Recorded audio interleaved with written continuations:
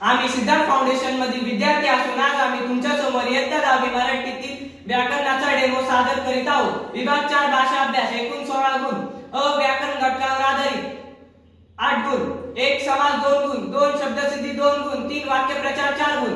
आ भाषी घटकावर आधारित 8 गुण, 1 शब्द संपत्ती 4 गुण, 2 लेखन नियमानुसार लेखन 2 गुण, 3 विरामचिन्ह 1 गुण, 4 पारिभाषिक शब्द 1 गुण।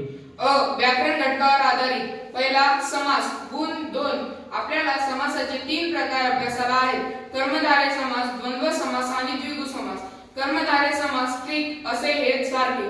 उदाहरणार्थ महाराष्ट्र, महान असे राष्ट्र। प्रतिभाबल, प्रतिभा हेच बल।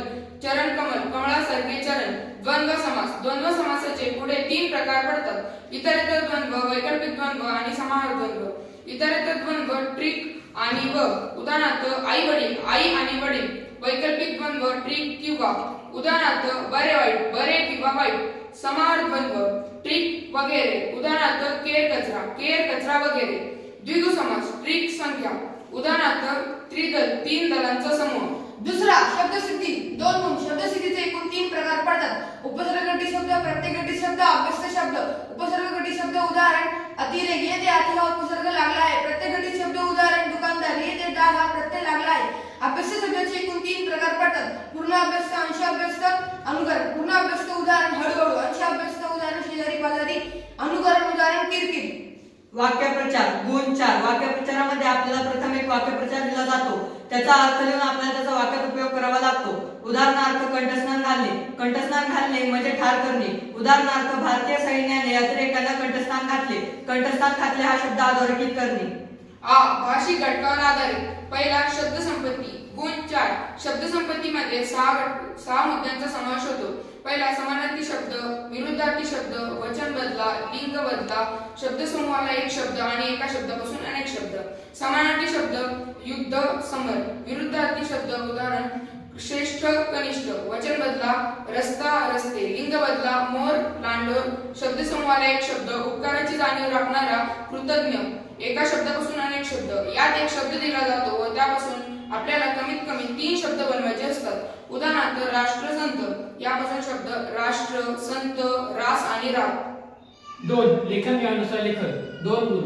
यातील पहिला, येथे 4 शब्द दिले जातात, त्यातील 3 शब्दांमध्ये काना मात्रा वेळेची चूक केली जाते, त्यातील चौथा अचूक शब्द निवडून लिहिणे।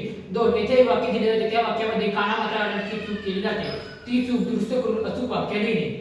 3 विरामचिन्हे 1 गुण। पूर्णविराम, पूर्णविराम हा वाक्य संपल्यानंतर वाक्याच्या शेवटी वापरला जातो। उदाहरणार्थ मी गावी जाणार आहे। स्वल्पविराम, एकाच जातीचे अनेक शब्द लागोपाठ आल्यास स्वल्पविरामाचा वापर केला जातो। उदाहरणार्थ गंगा, यमुना, गोदावरी या भारतीय नद्या आहेत। प्रश्नचिन्ह, प्रश्नचिन्हाचा वापर एखाद्या वाक्यामध्ये प्रश्न विचारला असेल तर वाक्याच्या शेवटी केला जातो। उदाहरणार्थ तू कोण आहेस। उद्गारवाचक चिन्ह, उद्गारवाचक चिन्हाचा वापर वाक्यातील भाव दर्शवण्यासाठी केला जातो। उदाहरणार्थ शाबास, छान कामगिरी केली। एकेरी अवतरण चिन्ह, एकेरी अवतरण चिन्हाचा वापर एखाद्या शब्दावर किंवा वाक्यावर भर देण्यासाठी केला जातो। उदाहरणार्थ गांधीजींनी चले जाव ही घोषणा केली। दुहेरी अवतरण चिन्ह, दुहेरी अवतरण चिन्हाचा वापर एखाद्या व्यक्तीने केलेला साधलेला संवाद दर्शवण्यासाठी केला जातो। उदाहरणार्थ राम म्हणाला मी आज शाळेला येणार नाही।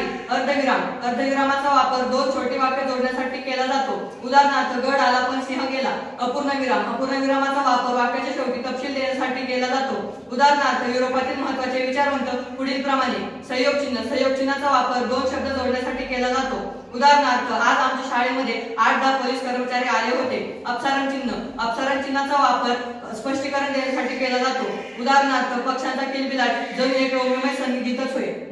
4 पारिभाषिक शब्द एकूण। यामध्ये आपल्याला इंग्लिश शब्द दिला जातो, त्याचा आपल्याला मराठीत भाषांतर करायचं असतं। याचे काही उदाहरण पुढील प्रमाणे। 1 एजंट, प्रतिनिधी। 2 ऍक्शन, कृती, कार्यवाही। 3 इंडेक्स, अनुक्रमणिका। 4 लायरिक, भावगीत। धन्यवाद।